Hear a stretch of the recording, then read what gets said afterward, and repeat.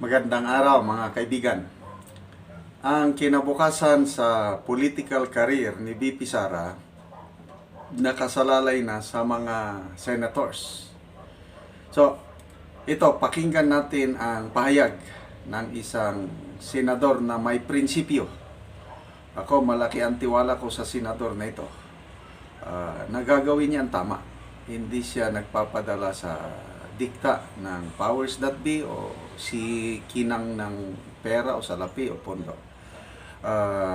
Si Senator Joel Villanueva, in-interview siya ng media at maganda yung paliwanag niya tungkol sa kahihinatnan ng impeachment case laban kay VP Sara. Ito, pakinggan natin. I thought you never asked that question. Okay, sabi niya po, in a technical, yung ating sa impeachment, kaya hindi na-start yung impeachment for the Senate on Wednesday. Ay kaya ang possible na-start yung impeachment for VP Sara. Sabi niya, special session pwede, pero kay BBM. Pero sabi ni BBM kahapon, nasa Senate na raw ang action. Pero it's just a special session. What's your take on that? Do we need to request? First of all, I think it's important to note that the impeachment, articles of impeachment, reached the Senate an hour or a few minutes before we adjourned. Okay? It's been with the House section for more than 2 months. Natin. And klaro sa atin lahat. I just don't feel like I have to comment on anything that has to do with the impeachment trial because I will be sitting as a judge. Forthwith yung nakalagay na word sa ating constitution, so talagang may trial na. Now you look at the history of impeachment trials in this country. Walang binigay sa Senado na kung saan the next day magkakaroon kayong trial. Walang binigay sa Senado na articles of impeachment and you expect a trial right away. Lalong-lalo na walang binigay na articles of impeachment sa Senado na in a few minutes or an hour or so, mag-a-adjourn ang Senado at papasok ang eleksyon. Lahat yun yan, facts po yan. No? Facts din po na... Okay, so explain ko lang ha.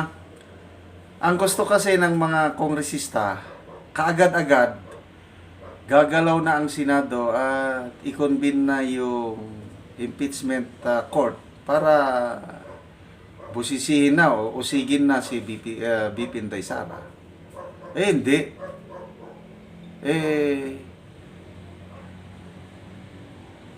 Kasalanan ng mga kongresista, bakit last minute nila i-transmit o in-endorse yung ano? Bakit pinatulog sa Kamara ng halos 2 buwan yung complaint? Yun ang punto ni ano, na kahit si Senate President Escudero na huwag nyo kaming apurahin. Hindi na-discuss sa plenary session yung impeachment Dahil ang akala ng mga kongresista, once na na-submit, aksyonan kagad. Hindi. Ang ginawa ng Senate Secretariat, binerify pa yung mga signatures. 200 plus signatures. Kaya, hindi natalakay sa plenary session, nag-adjourn ang mga senador, walang ano. So, June 2 na. Kaya, dyan sila nagka-problema. Yung June 2 na pag-resume ng plenary session ng Senado. So, wag nila kaming apurahin. Yan ang ano. Isasama natin sa isang fact na kalahati ng Senado, 12 of our colleagues will only stay as a senator. Ang mandate nila is only until June this year. June 2 ang aming pagbabalik. So, why am I saying this? You cannot even muster a quorum kung 12 lang yung senador. Balikan ko ulit yung history ng mga trials.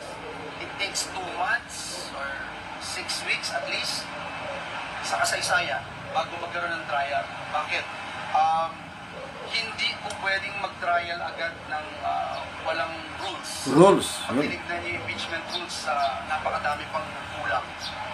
Paano i-dispose ang mga motions? Paano i-decide ang quorum? Yung binanggit natin, 12. Kalahati mawawala na. Diba? Anong robe ang susuot?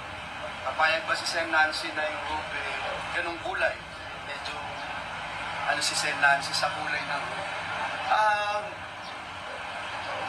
Rules during the time of impeachment ni Chief Justice Corona, if you recall, the late Senator Nene Pimentel said, ano ba ito, nag-trial tayo, napakadaming kulang ng rules. Nag-trial na. Wala pang rules pala sa ganito, sa ganyan. So ito, kailangan ayusin po. Ano mo yung pinaka-point ko? I think ang best way to look at this is magiging makatarungan ba ang trial? Magiging credible ba? At magiging transparent ba ito sa ating taong bayan? Yun lang po yung pakialam ko at yun lang yung kaya ko pong sabihin. Dahil yung merits of the impeachment, hindi ko pa nakikita po actually. Kakabilang po sa amin. Whether napag-aralan ito o hindi, it's beside the point. Ang nakakalungkot lang yung ilang mga kasama natin sa Kamara na yung mga statements nila, I think they should be very careful with their statements. Lalo na yung mga tumatakbong senador.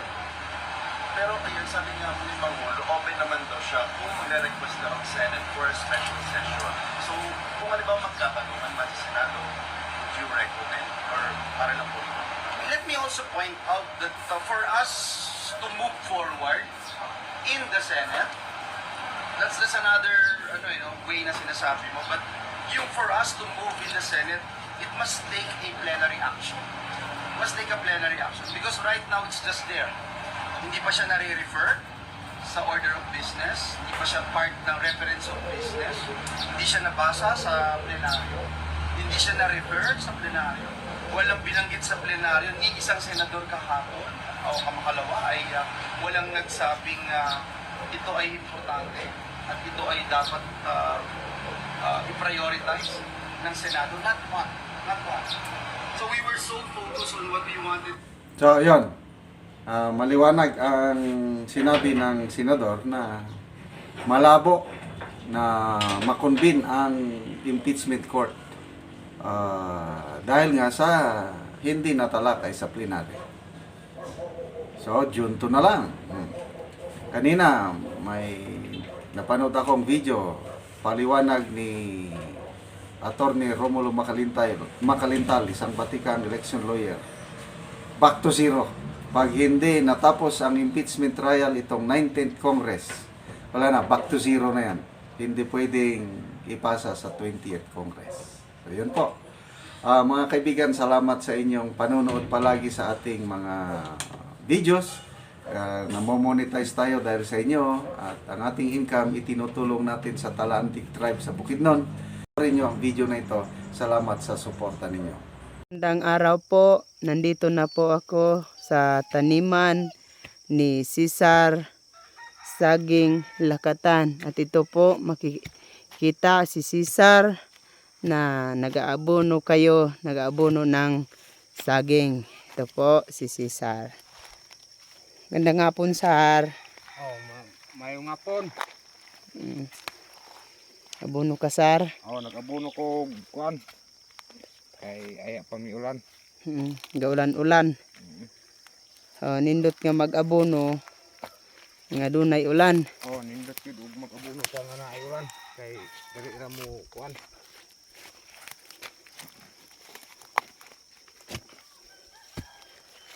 Dito matunaw. Dito ra matunaw. Oh.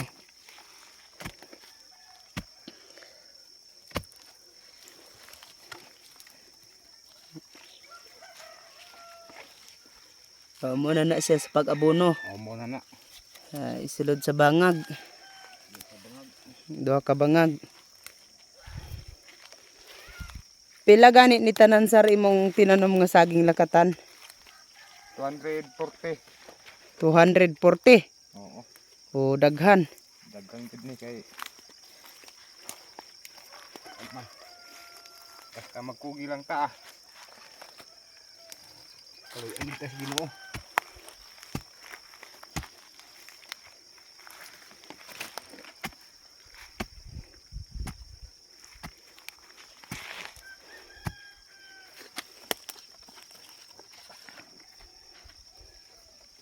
Sa isa ka bulan, sir, kapila ka ani magabuno? Sa isa ka bulan? Kadua. Kaduha.